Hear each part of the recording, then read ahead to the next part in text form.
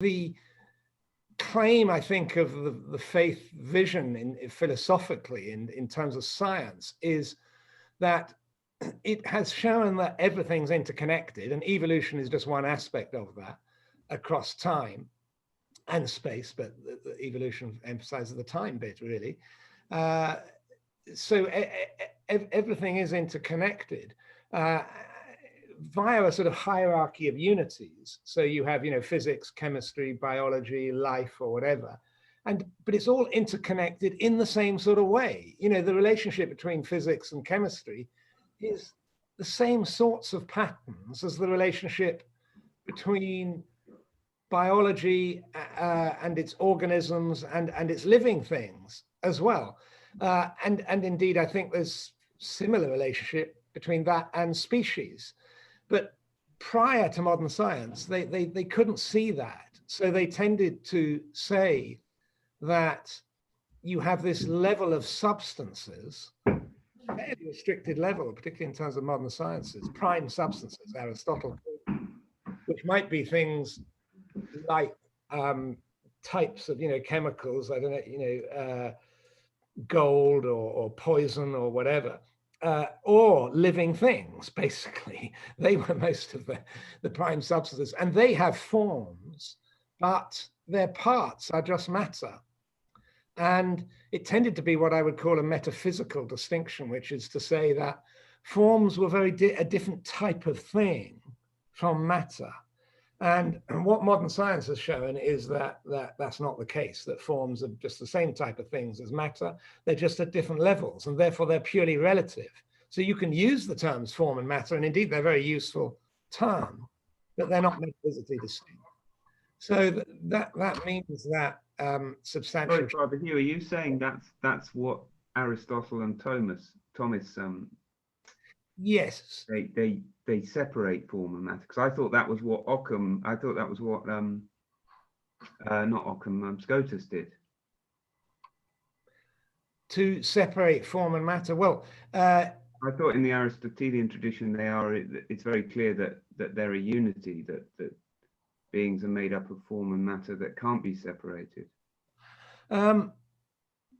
Maybe they can't be separated, but they're still different metaphysical principles. They therefore, with their own laws of operation. And for instance, when we know things, it's the form that is abstracted. Right, yeah. Placed within the passive intellect, for instance. And the idea, and similarly, it's forms that define a species. So each member of the cat species participates in the form of in a concrete way. You're right. The form is not up there in heaven. It only exists when it's informing matter, and it's the matter which individuates each member of the species.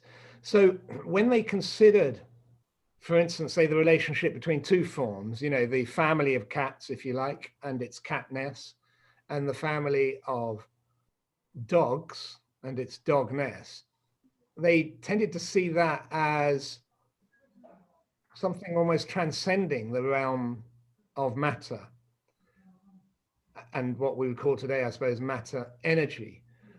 Whereas what science has shown is that the relationship between cats and dogs through evolution is a very similar type of thing as the relationship between two legs of a cat or between a leaf falling to the ground.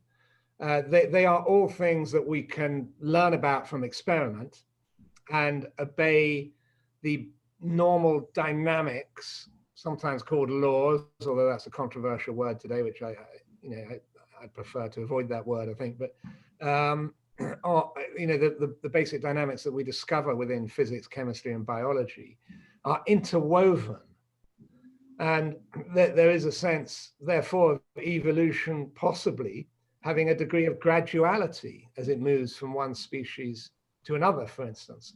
And all of that does not apply to the realm of forms in the Aristotelian.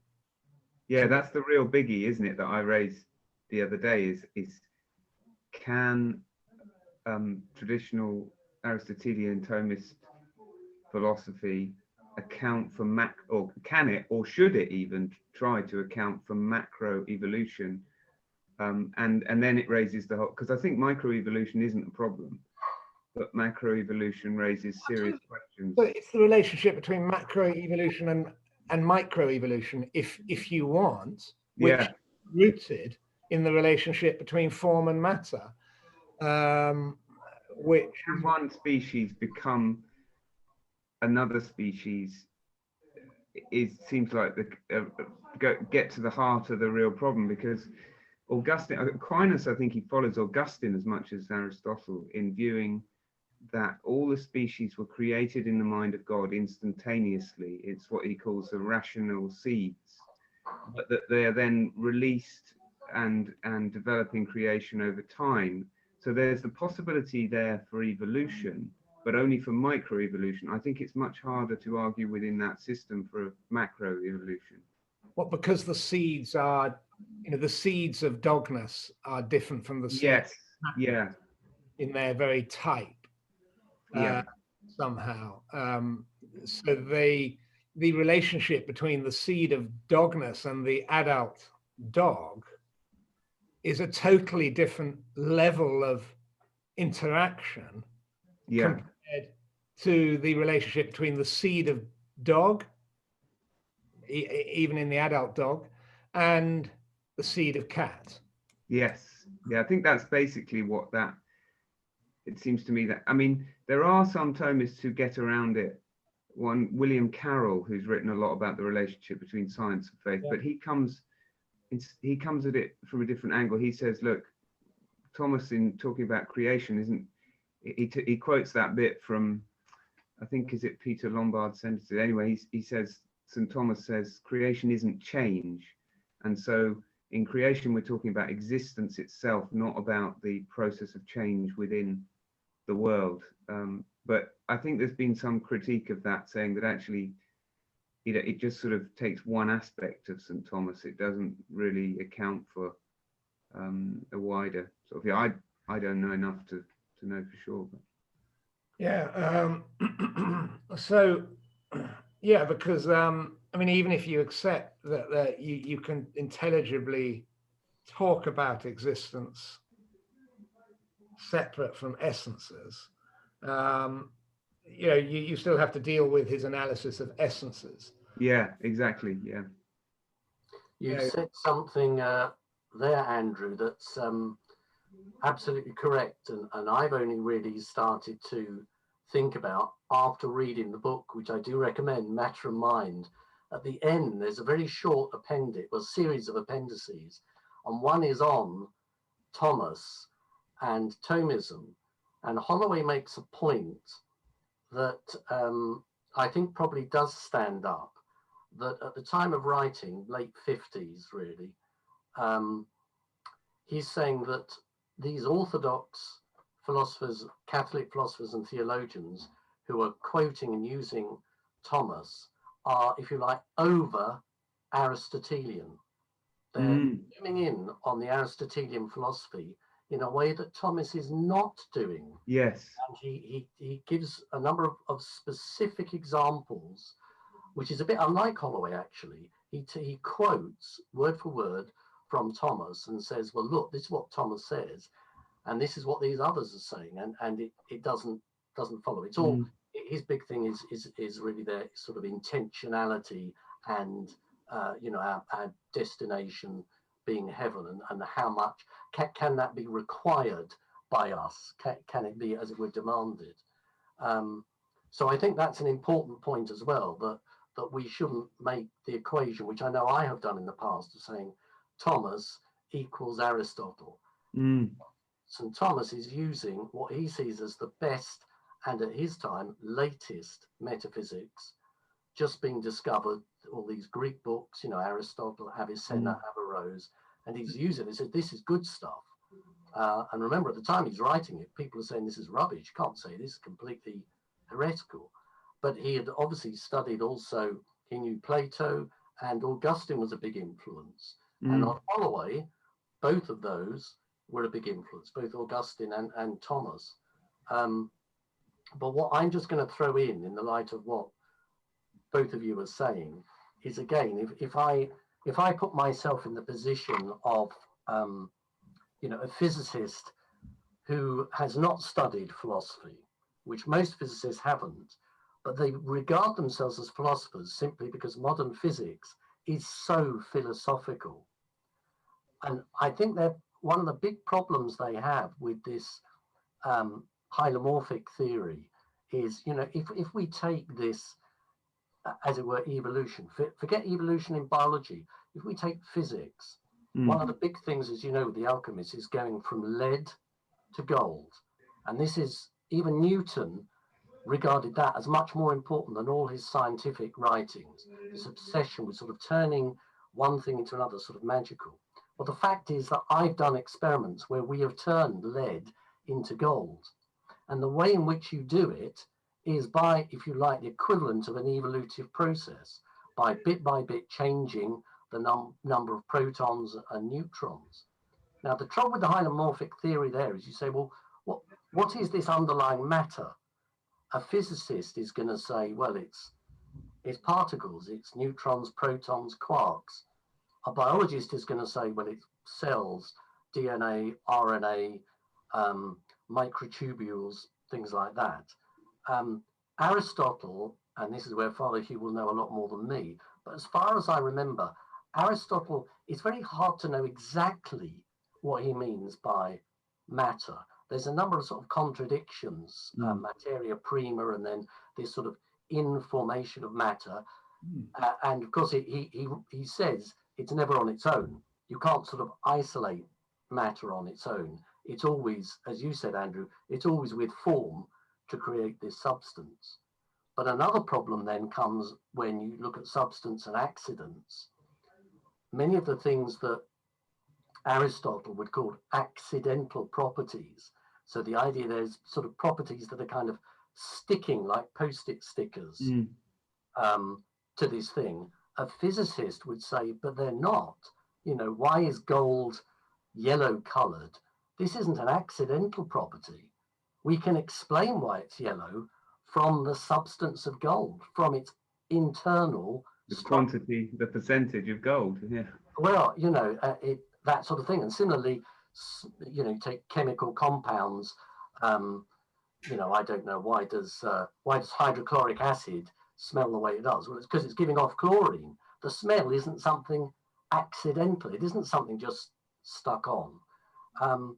So going back to the philosophy, I think a big issue is, as Father Hugh says, how this metaphysics, how being relates to things within a scientific understanding, so that if we're not trying to, as it were, shoehorn Aristotelian philosophy to explain things that are perfectly otherwise explained by the natural sciences, but we are trying to explain the interrelationship of entities within a bigger framework, what Father Hugh refers to there as unities, and that seems to me very positive and very fertile ground for then a discussion with the world of science. That's it. Yeah, no, I think, I mean, you've sort of touched on, you know, and given some good examples there of the sort of, you know, discoveries that science is presenting to us, and you know, the challenge for us all, but particularly in this context of the scholastics, neo-scholastics, is to sort of explain how that fits in with their hylomorphism. And you know, as I say, we're not being reductionist, so we're very happy to talk of form and matter if you want. The only problem is we talk about it everywhere, absolutely everywhere, which I think if you said that to a neo-scholastic, they would balk at that, because it's actually, however much they admit it or not, you know, they are thinking of it as, I think before science they explicitly were, as two, form and matter, as two sort of very different principles, whatever they are. They never could quite say what a form was, you know, but they still, because it came from Plato, And it was just to do with a science which only really saw unity, in living things, really, frankly. I mean, there was a bit more than that, but certainly didn't understand the relationship of parts to wholes, and certainly didn't understand the role of species within ecosystems, which all turn out to have the same pattern of sort of holistic unity, call it form, and parts, call it matter, in functional relationship with the environment. I mean, again, causation was the four causes, which, material, formal, final, and efficient.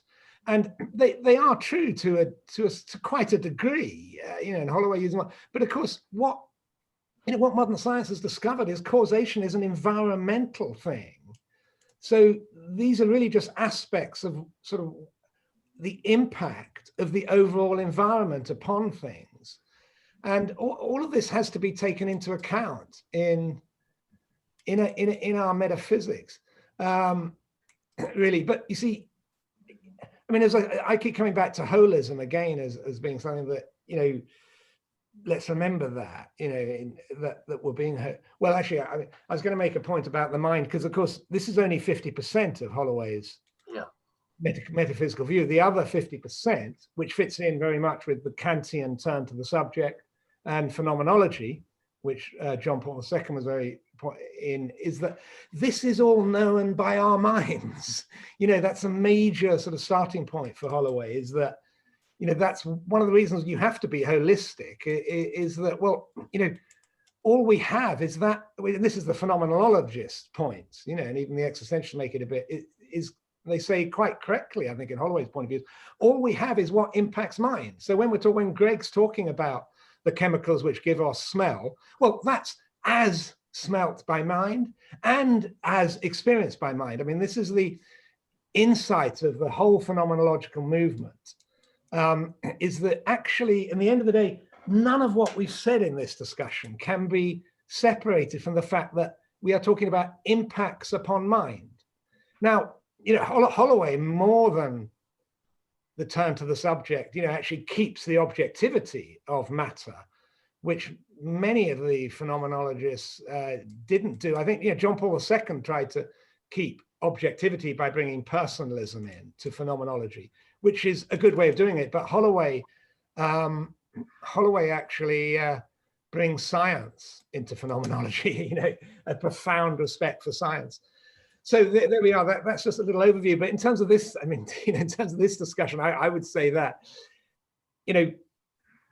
science has discovered formal holism everywhere. Now, if you can say that fits in with Aquinas's theories of seeds, well, fine, we'll become Thomistic. But you cannot. That's Augustine, actually, not Aquinas. Aquinas just. Oh, Augustine. Sorry, Augustine. Yeah. Just follows Augustine. Yeah. Oh, right. Yes. Yeah. He sort of went for that. I mean, clearly, I do think that Aquinas saw that he just had to defend human nature. I mean, a lot of his debates were in the context of realism. In 12th century Paris or whatever it was. He was fighting massive battles about realism, and he was a moderate realist. So he tried to mediate between the idealists and the nominalists. And that's what he was doing for his age, and he did it brilliantly. We just need to do it again. That's all. And our vision will be overcome at some point. But instead of which, the neo-scholastics actually are not taking on board this discovery of modern science, that you have formality everywhere. Which discovery in particular? That you have formality everywhere, really, that you have holistic unity defined by its functional relationship with its environment everywhere. That was the insight of form in the Greek mind. But it only applied it to things that are most obviously unities in human daily living, which is basically living things, really. Biology. I mean, Aristotle was a biologist first. Yeah. So would you say, Father Hugh, then that a key idea in our meaning the faith, Holloway philosophical substratum of his theology is this idea of the dynamic relationship between all being and its environment. So, you know, there's this famous quote of Holloway, God is the environer of man, that it's actually, there's something in inverted commas natural, which you can only do in this type of view. Yeah, I mean, everything's that's holistic. true, Greg, but you know, Holloway does add in the concept of mind. So in a sense, he's sort of saying that, you know, we experience two senses of environment. One is the physical environment, and the other is the environment which is mind. And you know, and what he does through the unity law is say actually they both have the same patterns. You know, but both physical environments, that is that the unity in which anything physical finds itself is given its identity by that unity. And he says, well, actually, that's what mind does. Mind, when we create things, we give identity to a new unity. And that's what God does to the whole cosmos through and through. So God is the ultimate mind, which is obviously at the heart of his vision, and therefore God is the environer. But I think he calls God the environer, because he wants to move from the discovery in modern science that environment is what causes, in its fullest sense, the things within it at every level, at every unity level. And therefore, that word environment that has really come to us through this discovery of modern science can be applied to God, because what physical environment is a mediator of identity, or what he calls control and direction. And modern science has shown that, really. And mediation of identity, or mediation of organization, or mediation of control and direction needs a source. And that source is mind, spirit. And it's that way that he renews the proof of the soul. Because obviously, you know, if we're right about this, the old proof of the soul doesn't work. It was from, you know, universal concepts, basically. And indeed, the old proofs of God don't work. And indeed, obviously, that's the faith movement analysis of why our society's collapsed, is we don't prove the soul and we don't prove God anymore, nor does the Catholic Church. And when we do, we just try and refer back to the old proofs. Well, they don't work in the light of the discovery of the hierarchy of unities that the cosmos is, and in the light of that, what human knowing is. So yeah, you know, just to say to you, yes, it is sort of the word environment, but as long as you realize that it's also rooted in mind as the ultimate environment, not matter.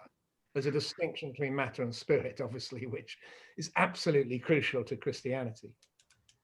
Could you just sum up? I'm losing the link here. The link between what Father Holloway does with phenomenology and his taking up of the principle of evolutionism, or of things. How? Because there's certainly some warning bells that go up when we start to look at phenomenology, because I think some people, I mean, Cornelio Fabro would be the main one in the 20th century, who said when you start down that path, whether you like it or not, you start down a path which leads you to a practical kind of atheism. And so there's real huge dangers in going down that path. So how does he take something good from phenomenology and stay healthy? And okay, well, you know, I mean, you see, I think that what Holloway, you know, as he said in one of his introductions of Thomism, he said it's not so much a development of Thomism, but a realignment of its foundations is what he wants, because he accepts so much and reverences in many ways, you know, what Thomas and the Scholastics did. Particularly their desperate desire to support human nature, to keep the distinction of spirit and matter, to be realistic.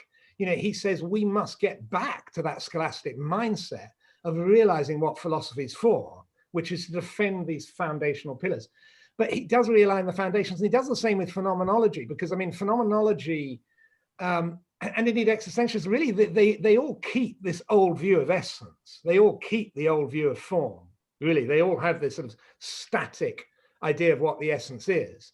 And so in existentialism, they have to sort of say, well, there's this preconceptual, in Heidegger and Rana, there's this preconceptual existence behind the old static form, basically. Well, Holloway doesn't need to do that because he doesn't have the static form. But what's the ground of being for him? What's the mind? Mind is the ground of being. Mind is that not the complete ground of creativity. Pardon? Is that not the inversion that Fabro talks about? I think he talks about the Parmenian inversion, where in modernism the danger is that whereas before being was the ground of thought, that then after Descartes thought becomes the ground of being, and it becomes a dangerous sort of route to go down. He obviously counteracts that somehow, but that's the connection I mean, for Holloway, I think being is being known. So in the environment, and then the environment of God. Well, I mean, you see, for Holloway, I mean, this is, you see, I mean, phenomenology, I think, pointed out there's no meaning except that which, the sort of, as Kant called it as well, the objective or the phenomenon, if you like, impacting upon us. And the title of Holloway's third volume is Noumenon and Phenomenon, the Greeks in the Age of Science. And he basically says you just got to combine the two. So his starting point really is that I exist in an environment, and that is both noumenon and phenomenon. So it is a phenomenological impact upon mind that I start with, and yet it is objective existence. And indeed, really, Judeo-Christianity is claiming that created existence is the object of the knowing and loving of God. Judeo-Christianity. So that is partly phenomenological to say that. That is Judeo-Christian revelation. I think there's a return now in some theological circles to a more Jewish conception of the cosmos, which I think may be in line with what you're talking about.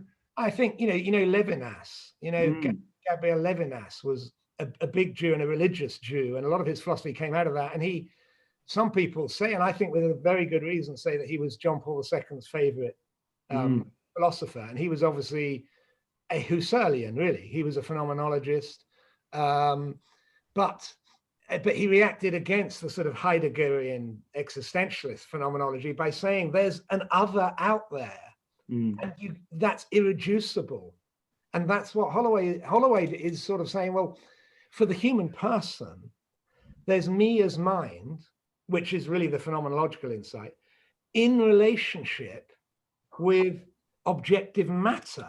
Now, the objective bit might be Levinas, but the matter bit he is unique in. There's nobody who actually holds together modern science and phenomenology, if you like. And that is Holloway's starting point. If you look at the beginning of the second volume, he talks about the impact of the real, which is a very phenomenological phrase, really. It's an impact upon mind. And that's, I think, the title of his first chapter. And he just says, I am in an environment. At one point, he says, sorry, but it's true. I'm not even going to prove it. You affirm that you exist in an environment in every moment of human action. And that is, I think, Levinas is not too far from that, I think. Nor is, I mean, the whole, that whole movement, I think, is not too far. The problem is, it started with Husserl, well, coming out of Kant, obviously. And both Kant and Husserl prescinded from the noumenon. They prescinded from objective existence. I mean, Kant said you can't know it. You can't know the noumenon. Husserl used this, the epoche, the bracketing of existence in order to focus on what impacts the mind.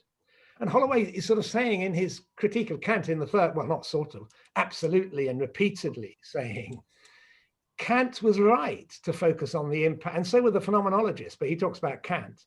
Kant was right to focus upon the impact on the human mind of meaningful experience.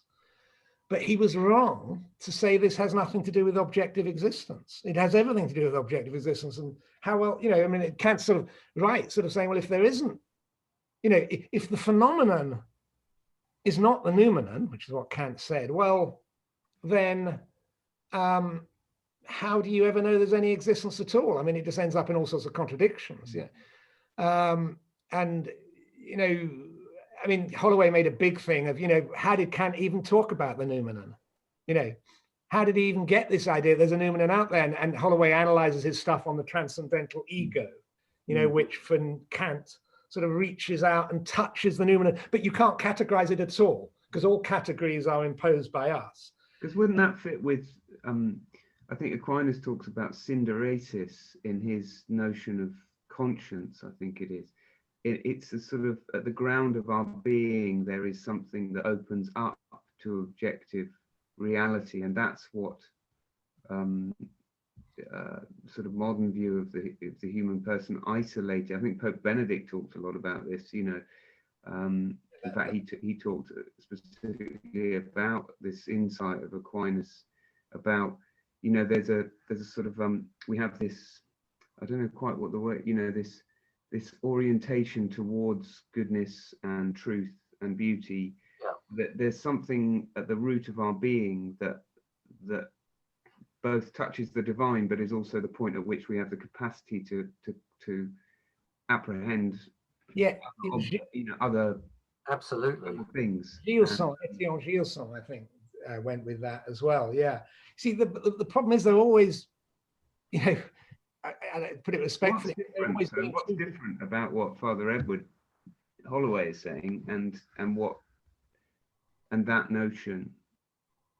Well, I wouldn't be able to do justice probably to Aquinas's notion. I mean, maybe if you took, although I have, I know Gilson talks about, the act of judgment of what's out there. And so I probably from that angle and Newman, of course, his illative sense and Lonergan insight or whatever, they all have this sort of thing. I think, leaving Newman out, who I think is different, but I think the sort of Gilson thing and sort of is, as with the phenomenologists as well, they sort of separate the final sense of objective existence from its intelligible essence. So there's a sort of gap there somehow. Because I think Aquinas, oscillation. What I've read about, and again, I'm sort of baby really in kindergarten, but I think Aquinas, in his epistemology, he never uses the word epistemology, but in what his account of knowledge, I think he talks about, it's really a process by which the subject is assimilated. He uses the word assimilation a lot with the object.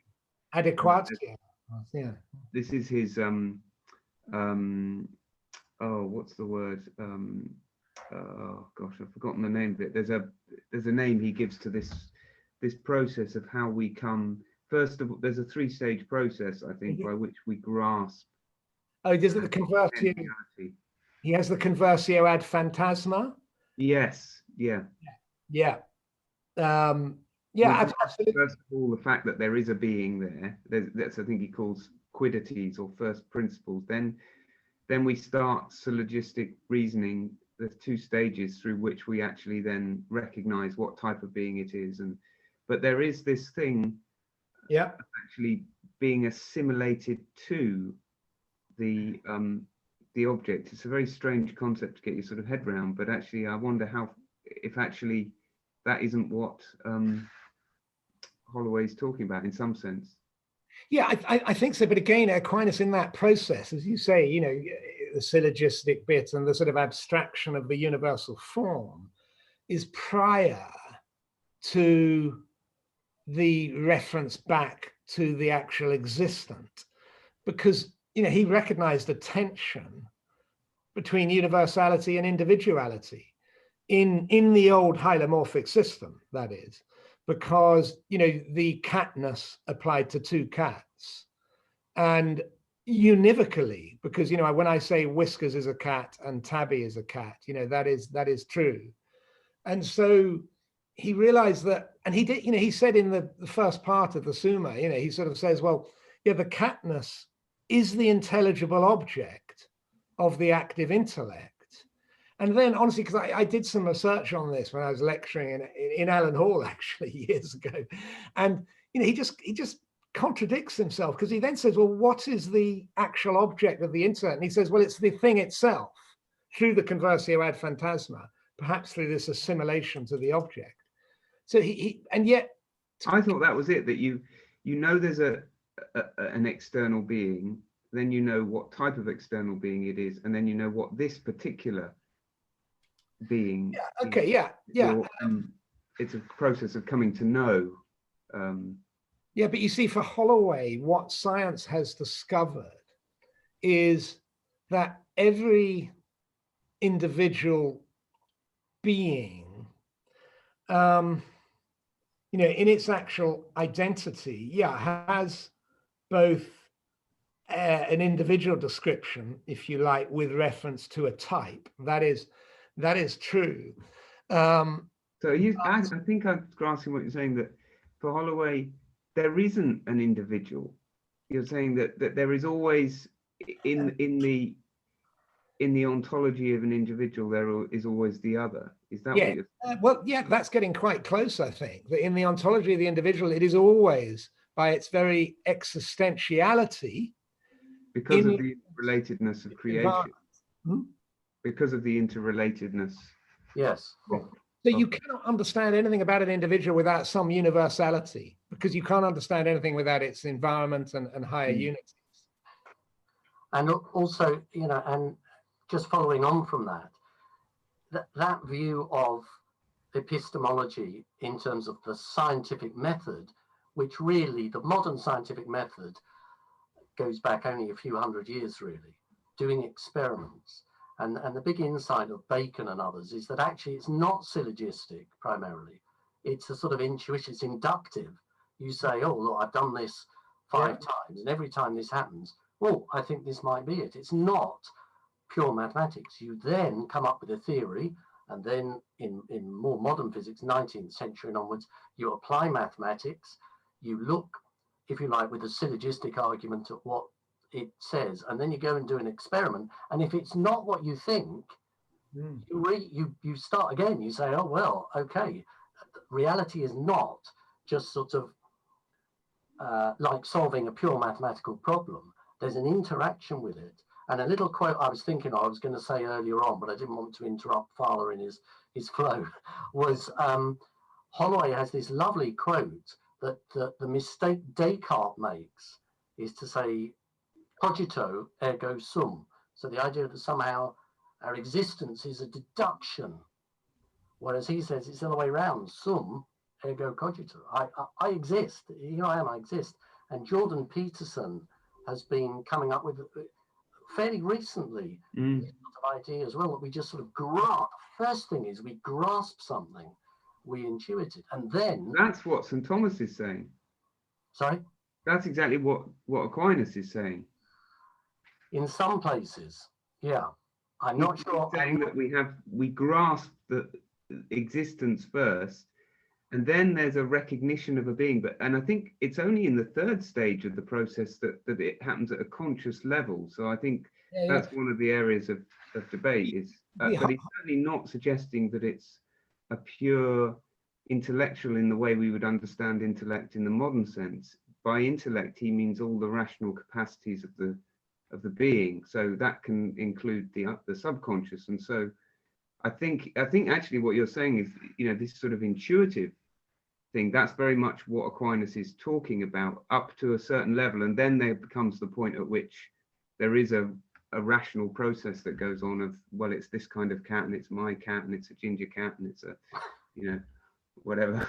Yeah, but for Holloway, it's simultaneous. You know, the intuition of the object is simultaneously formal.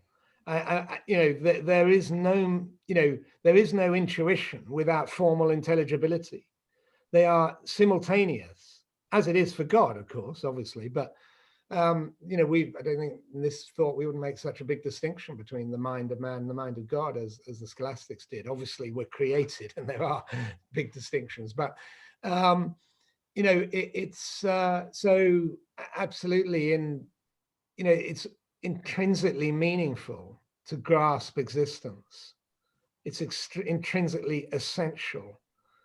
It's always intelligible and formal to basically, and indeed that applies everywhere throughout the physical universe. That there is, you know, to exist is to have a formal relationship. Would Holloway, if Descartes said "I think, therefore I am," would Holloway say "I exist, therefore I am"? But he would also, would he say "I am in relationship to an environment, therefore I am"? Yes. Well, I think he would say, you see, the thing is, I think for him, the I am, but also I think the relationship with the environment are just affirmed by us. They're not proofs. They are just simply affirmed in every moment of consciousness. Otherwise, I couldn't act and I couldn't think about acting. So they are simply, givens, really. I am in an environment. Everything else is sort of a reflection upon that, and deduction has its place. But absolutely, I think something like intuition or induction is prior to as it was, say, for Newman wrote a lot about that. But not formality, not grasp of formality. Right. I mean, deduction is very much, you know, when you've got clearly defined sets, you know, there are then certain sort of things you can do with those sets, but it's a very restricted skill. It's very useful and very important but you know, it's highly abstract. You know, although it's true, there's a truth to it. But the grasp of formality, you know, is certainly before syllogism. Excuse me, it's immediate, really, because it's intrinsic to anything. There is, again, I don't think, you know, I did ask him once whether he accepted the distinction of essence and existence. He said, I don't know. But reading some of his later writings, I'm pretty sure that he would not accept the real distinction of essence and existence, you know, which Aquinas picked up from the Muslims, you know, which was a good thing to do for his culture, I think. But one of the things I suppose I'm really interested in, which I mentioned to you, Father Hugh, I just say it again here, is that I think Father Holloway's generation were often reacting to a Thomism that they either got from the manualistic books doing the rounds in the seminaries, which we now realize were actually what the Jesuits had done under Suarez to Scholasticism, which was a complete butchery of it, or they were reacting to the highly modernized Thomism that you get in people like Maritain, and so my question is just whether it's possible to sort of get Holloway to have a chat with Aquinas now based on the Thomism that seems to be coming out, that's more fruitful now. But I think we're sort of coming back round to the fundamental question of you know, that for that dialogue to go ahead, it would seem that contemporary Thomism would have to be able to acknowledge within the Aristotelian Thomistic vision the possibility for macroevolution. It seems to me that is the key thing. You've got to be, because if that isn't the problem, then there isn't a problem, if you see what I mean, you know. Yeah, I mean, I think that's a reasonable way maybe of putting it, but it could highlight, you know, that it's actually a slightly broader issue, which is how they deal with the modern scientific discovery of holism. You know, now, you know, macroevolution is absolutely one part of that, definitely. But, you know, so I mean, absolutely, if they say this guy Ostriaco is trying to do, but in a crazy way, I think, but trying to deal with macroevolution and Thomism and whatever. If they solve that problem, then to my satisfaction, say, they would have solved the wider problem, which is they would have to affirm holism and formality everywhere. Yeah. The only way you can solve the problem of macroevolution is by affirming formality everywhere. When they do that, they're going to have to acknowledge the old proofs of the soul definitely don't work. They're going to have to acknowledge really the old proofs of God don't really work. And they're going to have to take on board a new way of understanding human knowledge and therefore proving the soul.